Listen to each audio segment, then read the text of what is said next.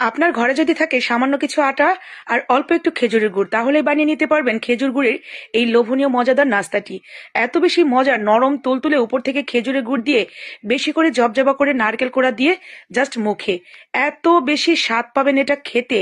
আর যাকে খাওয়াবেন সে তো জাস্ট এটার প্রেমে পড়ে যাবে। তো প্রথমেই আমরা এখানে কিছু আটা নিয়েছি, আমি আটা দিয়েছি, আপনারা চাইলে ময়দা দিতে পারেন। স্বাদ মতো লবণ আর সামান্য 1 চিমটি দিয়ে দিবেন বেকিং সোডা, মানে খাবার সোডা। এরপরে নর্মাল পানি দিয়ে যেভাবে আমরা চাপড়ির জন্য ব্যাটার গুলাই, ঠিক ওইভাবে একটু ঘন করে ব্যাটারটা গুলিয়ে নেবেন। নর্মাল পানি, একদম ঠান্ডা পানি, মানে কোনো কুসুম গরম না কিন্তু। এরপরে আমরা এখানে দিয়ে দিব মিষ্টির জন্য খেজুরের গুড়। খেজুরের এই নরম গুড়টা আমি ব্যবহার করছি, সততা বাজার পেজ থেকে নিয়েছিলাম সেই গুড়টা। খুবই ভালো এবং অথেন্টিক খেজুরের গুড়। তো আমার যতটুকু প্রয়োজন সে অনুসারে দিয়ে দিলাম। তো এরপরে জাস্ট ব্যাটারটা গোলানো হয়ে গেলে প্যানের মধ্যে, অথবা আপনি রুটি ছেঁকার তাওয়া বা মাটির তাওয়া যেখানে খুশি সেখানে বানাতে পারবেন। উপর থেকে যদি চান যে আমি আরো খেজুর খেজুর